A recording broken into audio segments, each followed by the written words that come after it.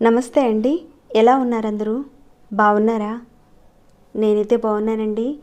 మీ అందరికీ అమ్మవారి ఆశీస్సులు ఎల్లప్పుడూ ఉండాలని కోరుకుంటూ ఈరోజు వీడియోలో పాజిటివ్ ఎనర్జీ మీకు పెరగడానికి, అలానే దిష్టి దోషాలు తొలగిపోవడానికని, ఇంకాను ధనప్రాప్తి కలగడానికని, శత్రువుల నుంచి వచ్చే బాధ నివారణ కావడానికని ఒక 2 పరిహారాలు చెప్పబోతున్నానండి.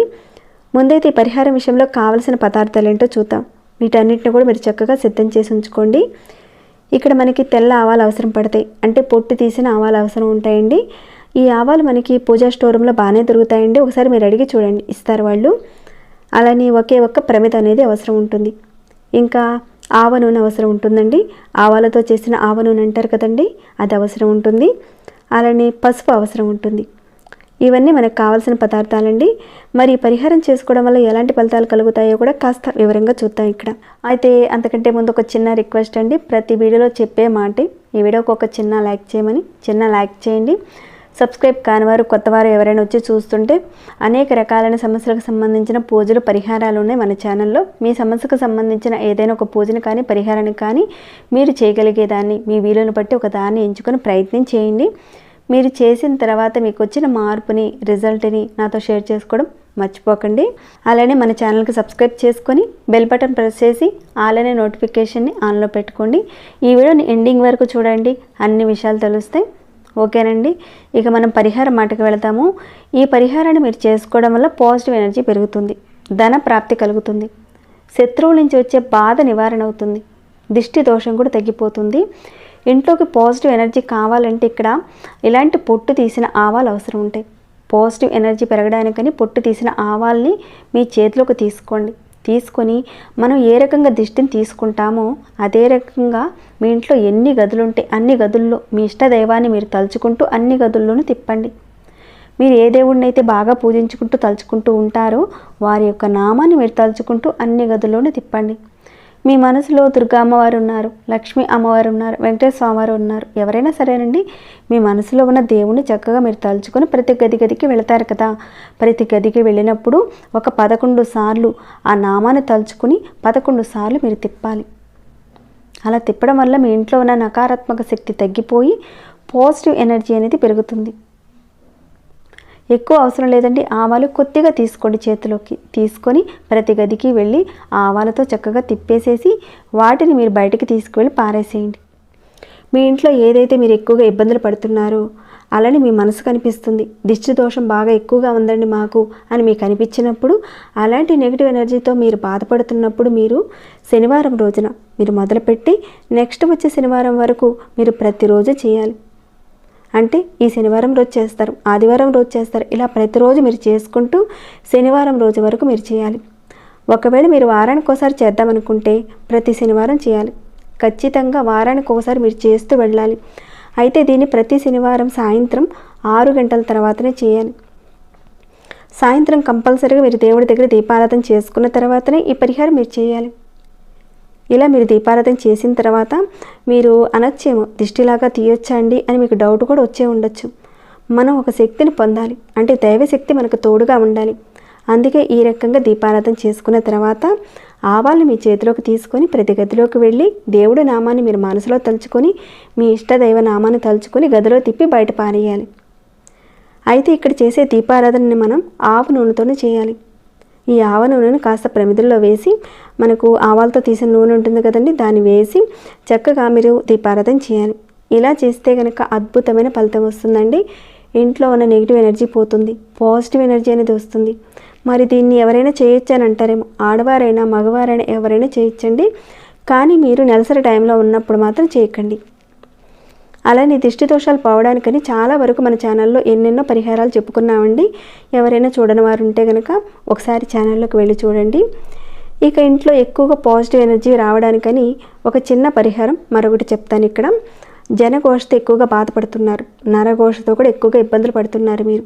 దానికని మీరు ఈ తెల్ల ఆవాల్ని మీ కుడి చేతిలోకి తీసుకోండి. ఇలా మీ కుడి చేతిలోకి తీసుకొని, ఇది మీరు అనుకోండి, ఇక్కడ చూపిస్తున్నాను కదండి డబ్బా, ఈ డబ్బాని మీరు అనుకోండి.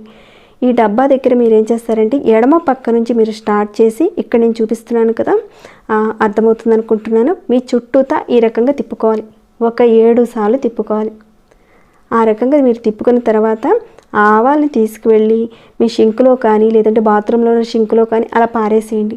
లేదంటే పారే నీటిలో కానీ వేసేయచ్చు. ఇలా మీరు ప్రతిరోజు చేసుకోవాలి. లేదంటే ప్రతి శనివారం కూడా చేసుకోవచ్చు.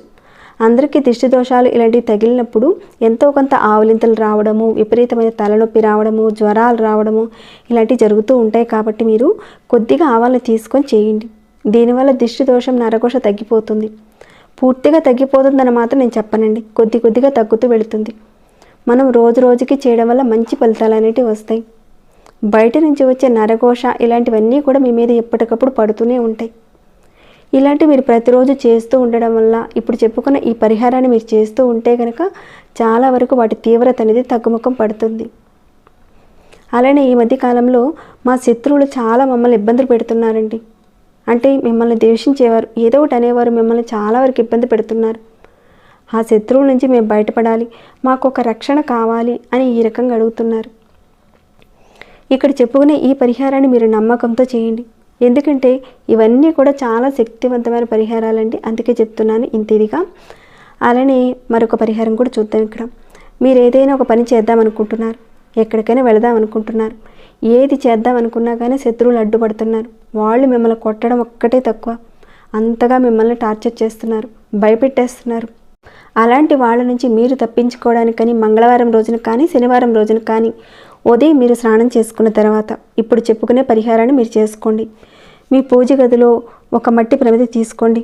తీసుకున్న తర్వాత ఒక చిన్న ప్లేట్ తీసుకోండి. ఆ చిన్న ప్లేట్లో మట్టి ప్రమిద పెట్టండి. దాంట్లో ఆవ నూనెను వేసి 2 తెల్లటి ఒత్తులు విడివిడిగా వేయండి. ఇక్కడ నేను చూపిస్తున్నాను కదండి, విడివిడిగా ఒత్తులు వేసి మీ పూజా మందిరంలో వెలిగించి దానిలో ఒక చిటికెడు తెల్ల ఆవాలు వేయండి. చిటికెడు అంటే చిటికెడ వేయండి, సరిపోతుంది. అలానే దాంట్లో కొద్దిగా చిటికెడు పసుపు కూడా వేయండి. అంటే మీరు దీపారాధన చేసిన తర్వాతనే తెల్ల ఆవాలు, పసుపు వేయాలి. ఇది ఎప్పుడు చేయాలండి? మంగళవారం రోజున కానీ శనివారం రోజున కానీ చేయాలి. కానీ ఇక్కడ నేను చేసి చూపించటం లేదండి. ఎందుకంటే మనం చేసి చూపించినా లేదంటే మీరు చేసినా కానీ అది కరెక్ట్ టైంలోనే చేయాలి. మంగళవారం రోజున కానీ శనివారం రోజున కానీ చేయాలి. కాబట్టి ఇక్కడ నేను చేసే విధానం మంగళవారం శనివారం కాదు కాబట్టి మీకు చూపిస్తున్నానండి. అందుకనే నేను వెలిగించి చూపించటం లేదు. మీ అందరికి అర్థమైంది అనుకుంటున్నాను. ఆ రకంగా మీరు దీపారాధన చేయండి. మీ ఇష్ట దైవాన్ని ప్రార్థన చేసుకోండి. ఎవరైతే నా శత్రువు ఉన్నాడో అని పేరు చెప్పుకొని అతని నుంచి నాకు ఎలాంటి ఇబ్బంది రాకూడదు అని మీ మనసులో అనుకుని ఒక మంత్రం చెప్తానండి. ఇక్కడ తప్పకుండా ఈ మంత్రాన్ని మీరు ఒక 108 సార్లు చదవాలి. ఈ మంత్రాన్ని డిస్క్రిప్షన్ బాక్స్లో ప్రొవైడ్ చేస్తాను. అలానే స్క్రీన్పై కూడా ఇస్తానండి, మీరు చూడొచ్చు. ఇక్కడ నేను చెప్పేటప్పుడు ఎక్కడైనా పొరపాటు రావచ్చు కాబట్టి ఇక్కడ నేను చెప్పటం లేదండి, నేను స్క్రీన్పై ఇస్తాను, మీరు చూడొచ్చు. ఇలా మీరు ప్రతి శనివారం మంగళవారం మీరు చేస్తూ ఉంటే కనుక మీకు వచ్చే శత్రువుల నుంచి బాధలు తొలగిపోతాయి. ఆ వ్యక్తి పేరు మీరు చెప్పుకొని చేయడం వల్ల వారి నుంచి వచ్చే బాధలన్నీ కూడా తగ్గిపోతాయండి. ఇవన్నీ చూస్తే చాలా చాలా చిన్నగా అనిపిస్తాయి పరిహారాలు, కానీ అంత శక్తివంతంగా పనిచేస్తాయి. మనం భగవంతుడి మీద భక్తి, మనం చేసే మన పని మీద మాకు నమ్మకం అనేది ఉంటే కనుక ఆటోమేటిక్గా మనం చేసే ఏ పనులైనా సరే సక్సెస్ అవుతాయి. ఇవన్నీ మన పూర్వీకులు చెప్పినవేనండి. వాళ్ళు ఆచరించి వారు చూసినవి చాలా వరకు మన ముందుకు తీసుకురావడం జరిగింది. జరుగుతుందా లేదా అని ఒక నెగిటివ్గా కాకుండా పాజిటివ్గా చేయండి, మంచి రిజల్ట్ అయితే ఉంటుందండి. తప్పకుండా చేసుకోండి. మీ అందరికీ మంచి ఫలితాలు కలగాలని నేను కోరుకుంటున్నాను. ఇక ఈ వీడియోని ఇంతటితో ముగిస్తున్నాను. ఇంకేమైనా డౌట్స్ ఉంటే కనుక అడగండి. ఇంకా మీ మనసుకు ఎలా అనిపించింది అనేది వీడియో పట్ల కాస్త కామెంట్ రూపంలో నాకు తెలియచేయండి. ఇంకా మీరు సబ్స్క్రైబ్ కాకుండా ఉంటే మన ఛానల్కి సబ్స్క్రైబ్ చేసుకొని ప్రతిరోజు మన ఛానల్లో ఉన్న వీడియోస్ని చూస్తూ ఉండండి. మరొక భక్తి వీడియోలో మళ్ళీ మిమ్మల్ని కలుసుకుంటాను. అంతవరకు సెలవు.